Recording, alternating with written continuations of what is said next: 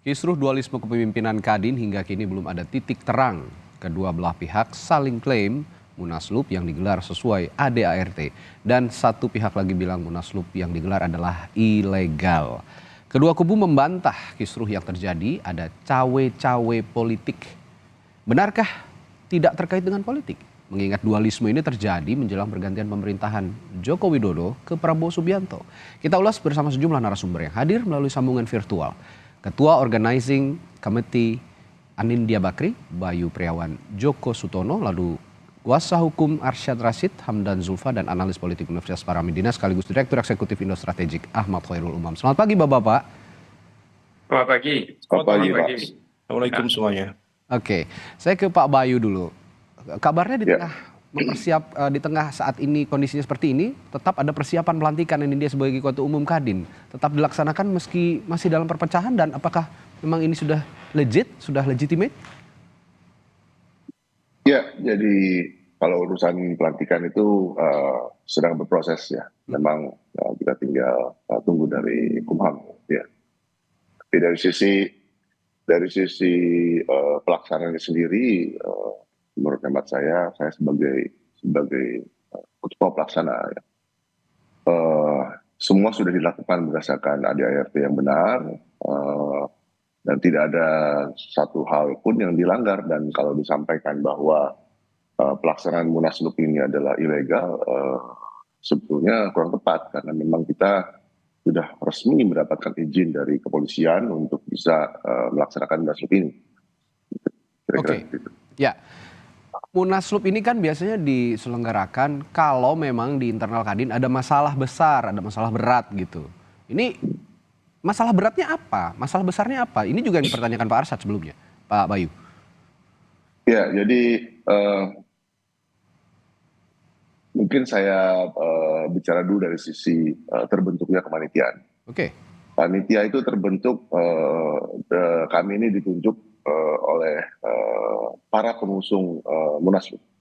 Para pengusung Munaslup itu adalah para Kadinda dan juga para anggota luar biasa Kadin, dalam hal ini asosiasi-asosiasi. Ya. Dan para Kadinda dan para asosiasi bersepakat bahwa perlu ada pergantian di kepemimpinan, karena memang yang namanya Kadin ini harus bisa dengan baik bersinergi dengan pemerintah gitu. Oke. Dan upaya ini sebetulnya tidak dadakan, sudah cukup lama sebetulnya sudah berproses ya. Hanya saja memang momentumnya belum ketemu waktu dulu. Oke. Dan juga ada proses-proses komunikasi yang dilakukan oleh para kandidat dan juga para asosiasi kepada Ketum Arsyad ya. Tapi rupanya komunikasi tersebut tidak terlaksana dengan baik, sehingga akhirnya Kadinda dan juga para anggota luar biasa Kadin asosiasi ini akhirnya mendesak untuk diadakannya Munaslup. Ya. Dan sudah terkumpul lebih dari 50% ya, dan juga semua sesuai dengan ADART ya. Sampai di situ Pak Bayu, Anda mengatakan bahwa seharusnya pimpinan Kadin atau ketua Kadin ini bersinergi dengan pemerintah. Artinya yang selama ini dilakukan Arsyad Rashid sebagai ketua umum Kadin tidak ada sinergi dengan pemerintah? Sebetulnya begini, kita melihat bahwa pemerintah ini kan sebetulnya, Kadin ini kan sebetulnya mitra strategis pemerintah ya. Dan sebetulnya yang dialami oleh kami para Kadinda juga, dan khususnya saya Pak di asosiasi itu seperti tidak terlibat gitu. Kadin tidak berperan dalam hal sinergitas dengan pemerintah saat ini. Gitu ya. Contohnya seperti apa Pak Bayu konkretnya? Misalnya seperti apa? Tidak bersinergi ini? Ya, kami tidak dilibatkan dalam pembahasan undang-undang. Kami juga tidak ada suara Kadin juga akhirnya dalam pembahasan undang-undang tertentu ya. Jadi rasanya perlu ada perubahan begitu ke depan gitu. Oh, banyak hal yang tidak dilibatkan gitu ya, dan unsur-unsur di Kadin. Oke, saya ke Pak Hamdan Zulfa. Kalau Munaslup Jakarta dinilai ilegal, sejauh ini bagaimana Pak Hamdan Zulfa mewakili Pak Arsyad membuktikan jika Ketua Kadin sekarang, Mas Anindya Bakri ini nggak sesuai dengan ADART gitu Pak Hamdan? Iya, untuk melaksanakan Munaslup menurut anggaran dasar dan anggaran rumah tangga Kadin, ada dua hal yang harus dipenuhi. Ya. Yang pertama alasannya. Alasannya itu di sana ada 3. Oke. Pelanggaran prinsip terhadap anggaran dasar, kemudian pelanggaran keuangan dan kebendaharaan, kemudian yang ketiga, Kadin sangat menjadi tidak aktif, jadi tidak jalan gitu. Nah, dari 3 alasan itu saya melihat apa yang dikemukakan sebagai alasan untuk Munaslup, yaitu independensi, nah sama sekali tidak ada, karena independensi Kadin sebagai organisasi itu selama ini tidak ada yang terganggu. Waktu saat Pilpres misalnya, semua pasangan diperlakukan sama oleh Kadin misalnya. Kalau kita lihat ya, dalam kampanye calon presiden, 3 calon itu diberi kesempatan yang persis sama oleh Kadin. Dan sama sekali tidak ada yang terganggu. Kemudian Ketum Asad cuti selama itu, dan itu diizinkan oleh pengurus begitu. Nah kemudian kalau misalnya Ketum Asad sebagai ketua TKN selesai dan pasangan calonnya kalah, ya. Nah itu kan hal yang biasa dalam politik, bisa kalah bisa menang. Tapi kan tidak mengganggu Kadin. Kadin itu tetaplah mitra strategis pemerintah siapapun ketuanya.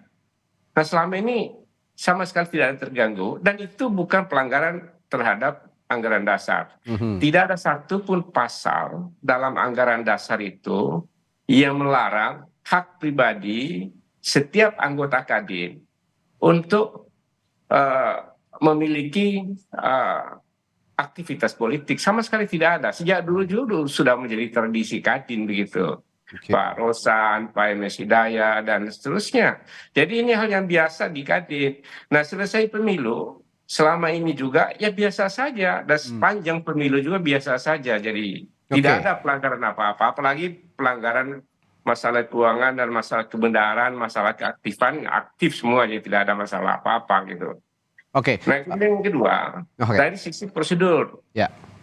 Nah prosedur ini betul harus diusulkan oleh lebih dari setengah. Nah Kadin provinsi itu ada 35, setengahnya dari mana? Dari Kadin provinsi yang sudah ditetapkan sebagai Kadin yang resmi, yang diukur dengan penetapan terakhir di Kongres di Munas di Kendari. Di sana ada 35. Nah lebih dari setengah dari 35 itulah yang bisa mengusulkan pelaksanaan Munaslup. Nyatanya 21 Kadin daerah diwakili ketua umumnya itu menolak Munaslup. Nah dari mana setengahnya? Kayak ini fakta, ini saya ungkapkan fakta. Kemudian asosiasi yang ikut Munas Kendari 126. Dari 126 itu setengah dari 126 itu harus mengusulkan. Nah ini tidak sampai. Nanti kita bisa buktikan gitu, tidak sampai. Itu jadi bisa. Dari segi alasan, prosedur satu lagi, harus ada prosedur peringatan 2 kali 30 hari ini juga tidak ada, tidak jelas. Jadi kalau tiba-tiba laksanakan Munaslup yang tidak ada, istilah saya itu tidak ada angin, tidak ada hujan, walaupun ada proses, betul tadi ada proses, tapi tidak ada pembicaraan Munaslup. Pak Hamdan, Anda juga tadi sempat menyinggung bahwa politik dan Kadin itu sudah biasa lekat begitu di mata masyarakat, di mata publik, baik di mata para pengusaha sendiri yang berada di bawah Kadin. Tapi apakah dengan pernyataan Anda ini mau bilang bahwa ini gara-gara perbedaan dukungan di Pilpres begitu misalnya, unsur politisnya lebih jauh lagi ke arah sana? Atau ada pandangan lain, Pak Hamdan? Saya melihat hanya semata-mata karena itu. Harusnya kan tidak begitu cara pandangnya. Cara pandangnya itu harus dilihat Kadin sebagai sebuah institusi mitra strategis pemerintah yang siapapun presidennya itu tetap saja mitra strategis pemerintah. Gitu. Kerjasamanya pemerintah tetap, dan itu kewajiban Kadin, itu undang-undang kok. Gitu. Oke, nah saya tanya ke Mas Umam kalau gitu. Mas Umam, betul gara-gara perbedaan pilihan saja menyebabkan Kadin seperti ini sekarang, terpecah dan ya boleh dibilang kisruh begitu sekarang ini? Iya, terkait dengan konteks dinamika itu memang sangat kompleks ya. Tadi disampaikan oleh Pak Hamdan bahwa prasyarat dalam konteks memang cukup beragam, dan hal itu juga pernah dituangkan oleh SCAP ya, dari Kadin sendiri. Kalau nggak salah itu SCAP nomor 14 tahun 2013 yang mengatur tentang konteks munaslup di dalam struktur Kadin yang memang sangat luar biasa kompleks dalam konteks persyaratan, kemudian prosedur, dan lain sebagainya. Maka terkait dengan konteks ini, memang nuansa politiknya jauh lebih kuat daripada dari sisi prosedural, kemudian hal-hal yang sifatnya teknokratis gitu. Nah, oleh karena itu, memang hal ini tidak lepas dari karakter Kadin secara institusional, yang diakui atau tidak bahwa Kadin itu memiliki bukan semata-mata sebagai sebuah rumah besar bagi para jaringan pengusaha di Indonesia, tetapi juga ada nuansa politik, bahkan juga menjadi bagian dari jejaring kekuatan politik yang ada di Indonesia. Karena bisnis di Indonesia itu rata-rata memiliki hubungan, memiliki kaitan, memiliki backup atau pola relasional dengan kekuasaan. Saya kira referensinya cukup banyak, diulas bagaimana kemudian pola relasi hubungan ekonomi politik antara Kadin dengan jaringan kekuasaan. Cukup banyak, seperti Profesor Halhil dari ENU sejak tahun 1996 dia menulis, bahkan dia dalam bukunya itu tahun 1966 dia coba runut itu, kalau nggak salah itu judulnya The Indonesian Economy since 1966, The Southeast Asia Emerging Giant. Artinya menegaskan kembali lagi bahwa Kadin memang lebih memiliki muatan politik lebih besar dalam konteks bisnis di Indonesia. Nah, situasi ini yang kemudian tampaknya menjadi dinamika yang juga cukup kuat. Nah, kalau misal kemarin Pak Jokowi mengatakan bahwa, menegaskan ya sekali lagi bahwa Kadin bukan organisasi politik, sebaiknya diselesaikan di level internal, seharusnya memang betul-betul itu bukan sekedar menjadi bahasa dalam on stage, tapi juga dalam konteks backstage juga bisa dilakukan dengan ukuran-ukuran profesionalitas yang ada. Tetapi sekali lagi, ini kekuatan politik, dan tampaknya penyelesaian dari proses ini ya harus diselesaikan dengan kekuatan politik. Tetapi per hari ini tampaknya lingkar dekat kekuasaan yang direpresentasikan oleh Pak Menkumham, termasuk kemarin misalnya pertemuan antara Mas Anin dengan Pak Menteri Perdagangan, Pak Zulhad, tampaknya mengkonfirmasi bahwa memang relasi kekuasaan lebih menunjukkan kedekatan dengan Mas Anin. Nah, ini yang kemudian barangkali sudah diantisipasi oleh Pak Arsyad Rashid, termasuk juga barangkali Pak Zulfan sebagai bagian dari konteks perbantuan hukum ya, bahwa ada dinamika kekuasaan yang berada di lingkaran dan juga dinamika yang ada di Kadin ini. Oke, Pak Bayu, benar ada relasi kekuasaan yang sudah lekat dengan Kadin saat ini? Saya tanggapi ya Pak ya, jadi pertama-tama saya mesti sampaikan bahwa proses munaslup ini terbagi atas dua hal tadi yang disampaikan sama Pak Hamdan. Pertama adalah pengusung munas. Pengusung munas itu sudah lebih dari 50%. Tadi disampaikan bahwa ada lebih dari 50% asosiasi, bahwa 50% Kadinda tidak mendukung. Ya kami punya legal standing yang juga cukup kuat gitu, dan silahkan aja nanti dibuktikan di dalam pengadilan gitu kan, bahwa semua para pengusung munas sudah lebih dari 50% tersebut sudah berdasarkan rapat pleno mereka di masing-masing itu, di masing-masing Kadinda mereka gitu. Yang kedua, untuk asosiasi 50% plus 1 itu ada berdasarkan hasil konvensi dari munas yang sebelumnya. Ada 30 asosiasi sebagai hasil konvensi Munas 2021, itu lebih dari 50% juga sudah mengatakan meminta untuk munaslup. Jadi ini sudah sesuai dengan ADART gitu. Kalau memang dari Pak Hamdan menyatakan ada fakta hukum yang lain, ya silahkan bisa kita buktikan di pengadilan nanti gitu kan. Karena kami juga punya legal grounds yang cukup kuat. Tidak mungkin penyelenggara melakukan pelaksanaan munaslup kalau memang tidak ada dasar ya. Oke. Dan itu pertama. Dan kedua, dari sisi Kadin sendiri terhadap sinergitas pemerintah. Kami ini kan pengusaha ya. Dan kami ini usernya Kadin gitu. Dan kami juga anggota luar biasa Kadin. Kami yang paham gitu apa yang terjadi di Kadin. Orang luar mungkin tidak lihat. Dan memang kenyataannya keterlibatan dari Kadin dalam hal ini untuk melibatkan kadinda yang ada dan juga asosiasi yang ada itu tidak maksimal gitu. Dan secara realistis kan pengusaha harus juga bisa bersinergi dengan baik gitu. Kalau kita bersuara aja nggak bisa, bagaimana kita mau terlibat dalam pembangunan ke depan gitu kan. Dan apalagi PR ke depan ini di pemerintahan Pak Prabowo Gibran ini kan memang target pertumbuhan ekonominya kan cukup tinggi, lebih dari 8%. Tidak mungkin kalau tidak melibatkan seluruh stakeholder. Dalam hal ini Kadin harus bisa berperform dengan baik, bukan hanya sekedar yang penting ada gitu. Itu pertama. Itu yang kedua. Lalu dari sisi intervensi politik ya, saya sebagai pelaksana munaslup OC ya, organisasi komite, tidak ada satupun diintervensi oleh pihak manapun, ya. Termasuk diintervensi oleh pihak pemerintah atau dalam ini politik ya, gitu. Tidak ada gitu. Ini murni dari Kadinda, para pengusung munaslup yang memang hak mereka secara konstitusi untuk bisa melaksanakan munaslup, dan juga asosiasi yang hasil dari konvensi dari Munas 2021. Jadi nggak ada itu kalau disampaikan ada intervensi lah, ada pengaruh lah. Dinamika memang ada dalam organisasi, tapi tidak ada lah semua itu.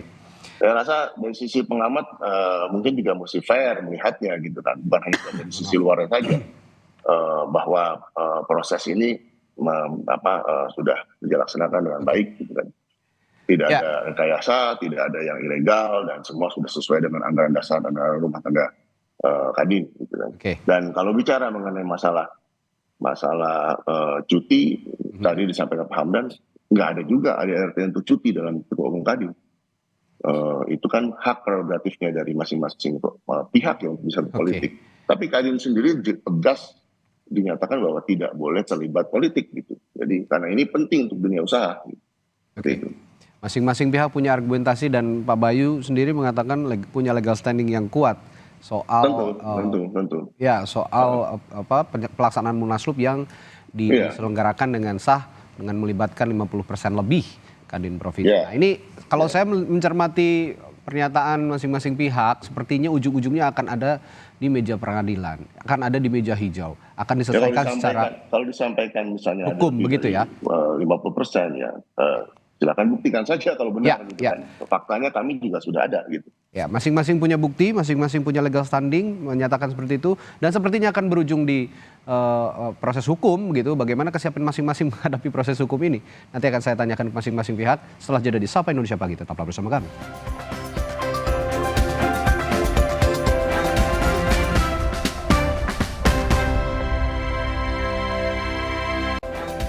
Ya, masih ada silang pendapat.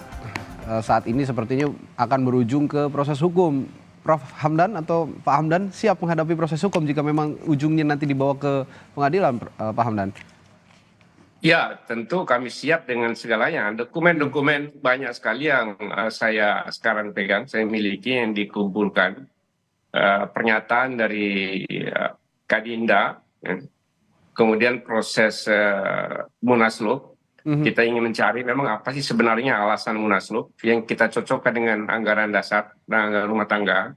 Sampai sekarang ini saya belum menemukan satu pun alasan yang bisa masuk akal begitu untuk sebagai pelanggaran prinsip anggaran dasar dalam pelaksanaan munaslup. Ya. Begitu juga dalam proses pelaksanaan hukum pelaksanaan munaslup. Karena begini, jadi anggaran dasar rumah tangga Kadin ini bagus sekali, ya.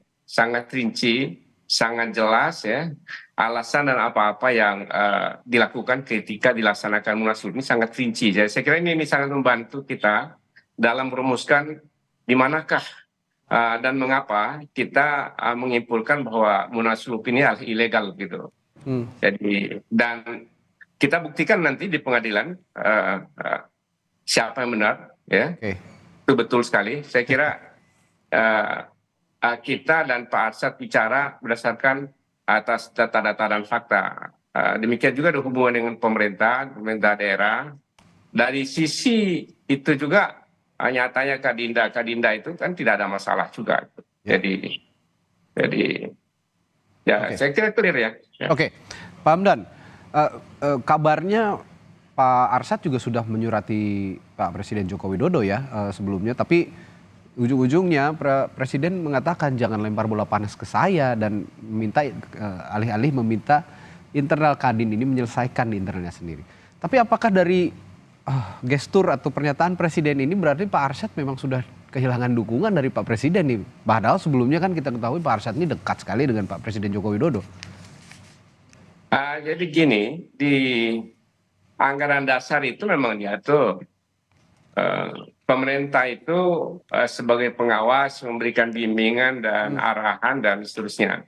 Tentu sebagai Ketua Umum Kadin, ya, Pak Arsyad itu kembali kepada aturan yang ditentukan oleh undang-undang, bahwa dalam segala hal tentunya arahan binaan dari pemerintah itu menjadi sangat penting. Jadi dalam kerangka itulah surat itu disampaikan, sehingga anggaran dasar dan hasil-hasil Munas kan ditetapkan dengan keputusan Presiden. Karena itu hubungan antara pemerintah dengan Kadin ini, ya siapapun pemerintahnya, itu hubungannya memang tidak bisa dipisah gitu. Karena dia adalah mitra strategis. Kemudian yang kedua, di anggaran dasar ditegaskan bahwa pemerintah itu adalah merupakan pengawas, melakukan pembinaan, arahan, dan dalam hal tertentu Kadin itu mendapatkan penugasan dari pemerintah, mana ada hal-hal yang tertentu yang menurut pemerintah itu penting dilaksanakan oleh Kadin. Jadi dalam kerangka itu. Ya. Baik, Mas Umam, kalau melihat pernyataan Presiden, apakah memang Pak Arsyad sudah ditinggalkan pemerintah saat ini? Ya, tentu ini menjadi sebuah harapan bahwa dalam proses organisasi ternyata bukan sekedar soal leadership, tetapi juga followership. Dan per hari ini fenomena Munaslup itu menjadi sebuah fenomena yang marak ya, bukan hanya di level organisasi, tetapi juga di partai-partai politik ya. Mulai dari sebelumnya pernah ada gonjang-ganjing di Partai Demokrat, kemudian di partai-partai kecil juga, belakangan di Partai Golkar, kemudian PKB kemarin juga hampir mengalami dinamika yang sama, dan per hari ini kemudian juga terjadi di Kadin. Nah, oleh karena itu sekali lagi ini adalah bukan semata-mata melihat fenomena yang ada di Kadin sebagai sebuah proses teknokratis dalam konteks organisasi sebagai asosiasi pengusaha, tetapi juga tampaknya memang betul ada relasi kekuasaan yang bekerja. Tetapi bagaimanapun juga memang dalam konteks relasi kuasa, per hari ini Pak Jokowi tentu menjadi salah satu nama yang berpengaruh dalam konteks bagaimana kemudian ke depan akan dijalankan Kadin. Tetapi sekali lagi ini adalah fase pasca pemilu, bahwa yang memiliki otoritas untuk memberikan dukungan, restu dan lain sebagainya bukan hanya Pak Jokowi tetapi juga Pak Prabowo sebagai bukan sekedar user tetapi dalam konteks partner dalam upaya peningkatan pembangunan ekonomi ke depan. Nah, maka situasi ini sekali lagi tentu akan berujung pada dinamika di pengadilan, bagaimana kemudian dalil-dalil yang tadi disampaikan oleh Pak Bayu, kemudian nanti dikonfrontir dengan yang disampaikan oleh Prof. Hamdan. Tetapi sekali lagi bahwa relasi kuasa akan tetap memberikan dukungan yang cukup menentukan dalam ya bagaimana kemudian Kadin akan dijalankan ke depan.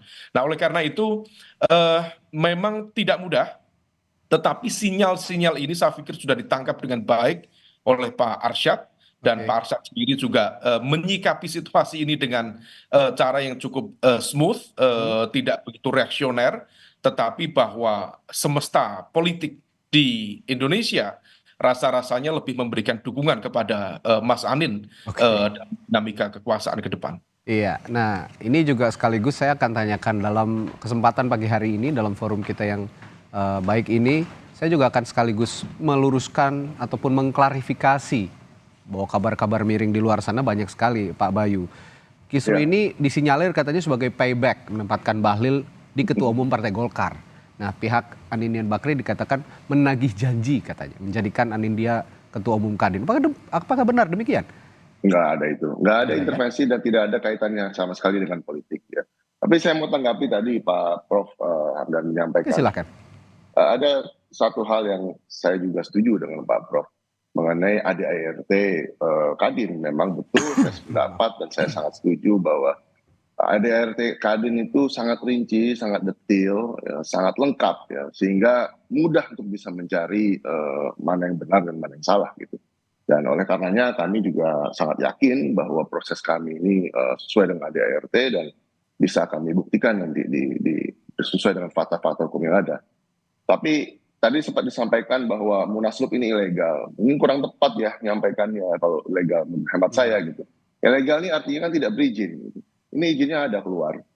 Dan mungkin terminologinya lebih tepat diduga melanggar ADART kan, diduga saja Pak gitu, bukan ilegal. Bukan gitu. ilegal, bisa ya. salah statement diksinya Pak, salah bukan begitu ilegal, ya Pak. Diksinya salah gitu.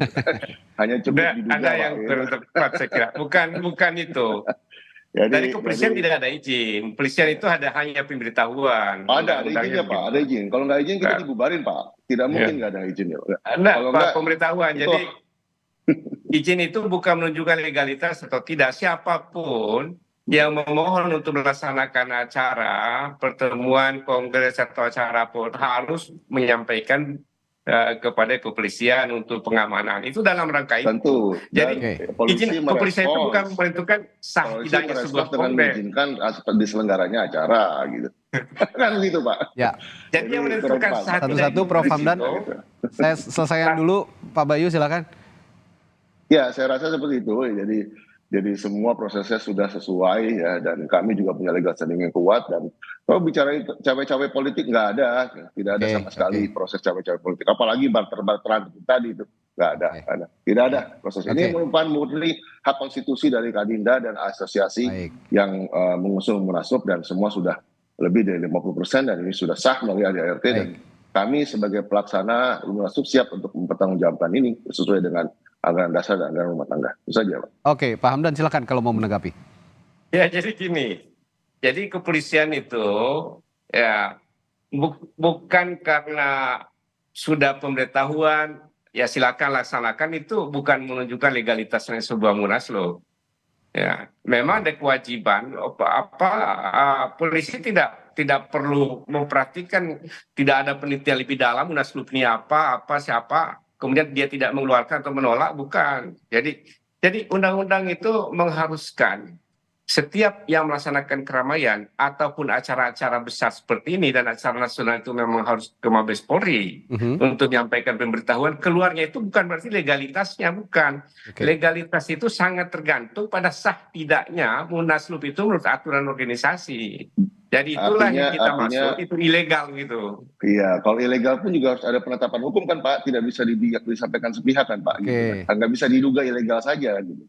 Kita tidak bisa mungkin terminologi ilegal ini juga nanti bisa diperdebatkan di dalam proses hukum kalau memang saling mengklaim bahwa ini ilegal tapi tidak ilegal gitu ya. Ini salah satu poin yang saya pikir bisa diselesaikan juga secara hukum karena menyangkut ADART itu tadi kan, terminologi ilegal dan tidak ilegal atau ilegal dan legal ini kan ada di ADART sebenarnya. Bagaimana membedah ADART Kadin juga kita semua belum tahu dan nanti diselesaikan di proses hukum di pengadilan.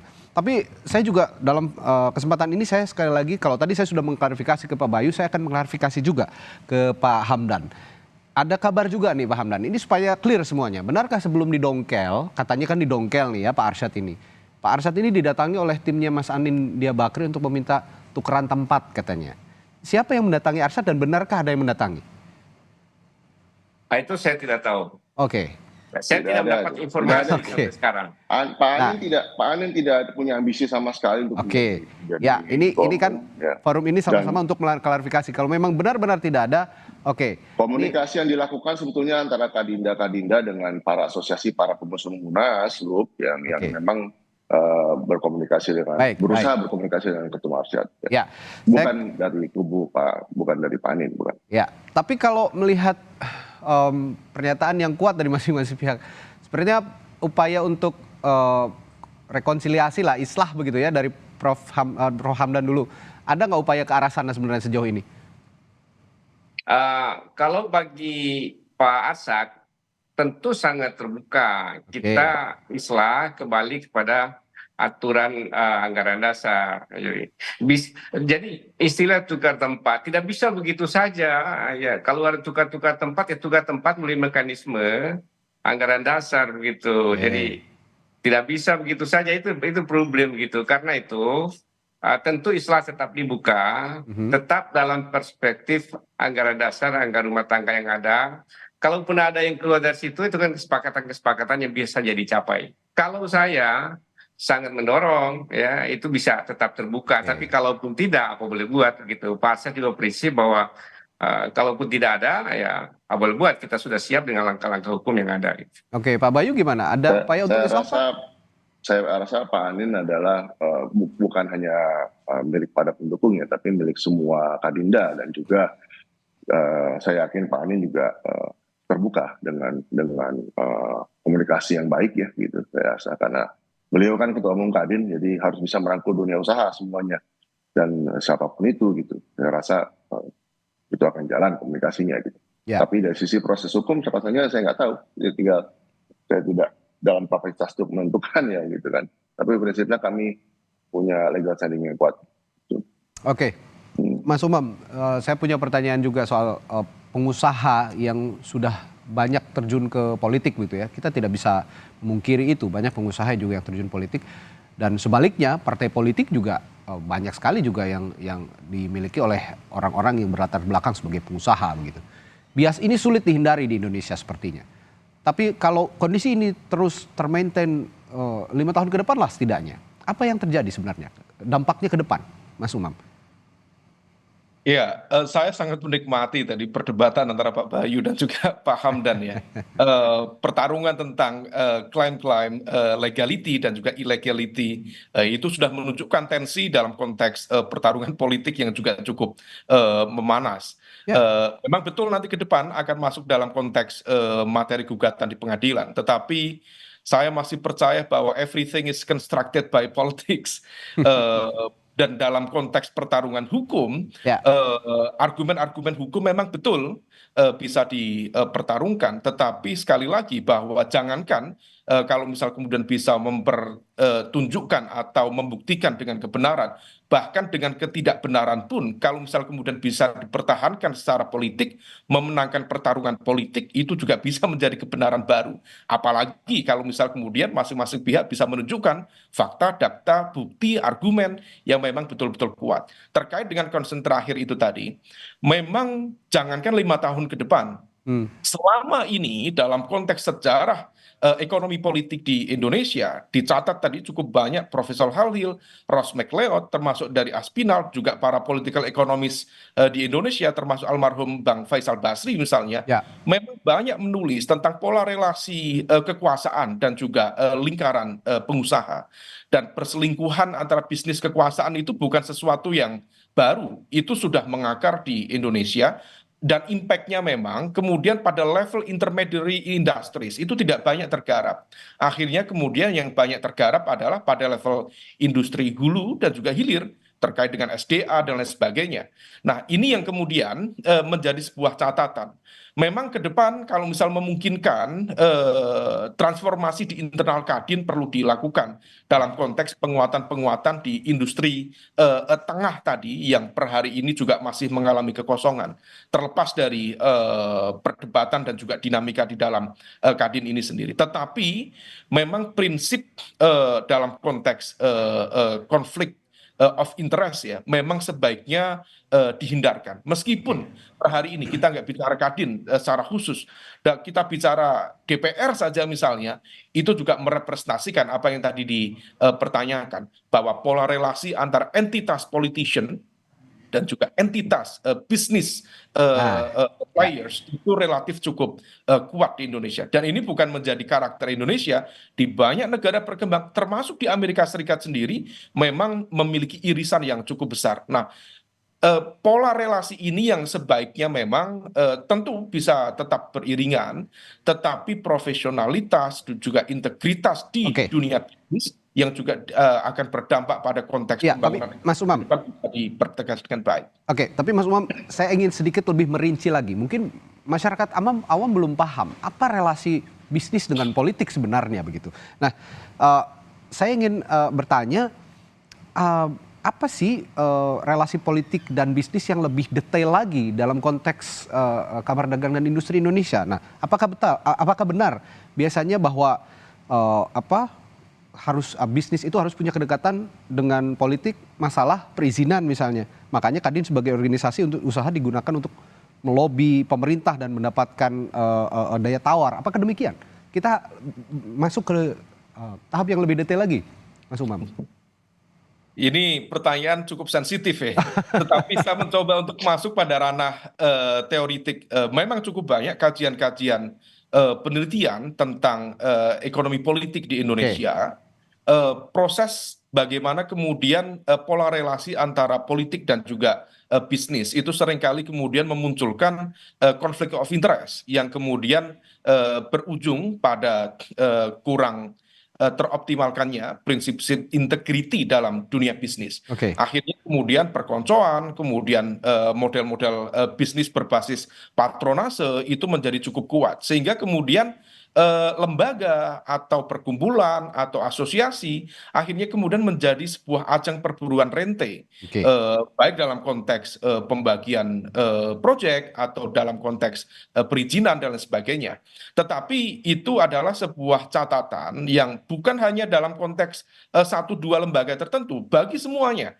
Karena yang terpenting adalah bagaimana meletakkan dunia bisnis ini betul-betul produktif, bukan sekedar kemudian menjadi bagian dari Sepakat. pola relasi kuasa yang justru Ya. akan melemahkan akar-akar dari dunia bisnis itu sendiri. Nah, ke depan kalau misal kemudian memungkinkan transformasi Indonesia, transformasi ekonomi politik di Indonesia tentu bisa diletakkan pada basis integriti yang kuat, yang memadai, bukan sekedar kemudian memperkuat pada basis industri hulu dan juga hilir yang endingnya juga dalam konteks perdagangan SDA dan lain sebagainya, tetapi betul-betul bisa memperkuat di basis intermediary industries yang per hari ini masih kosong di Indonesia.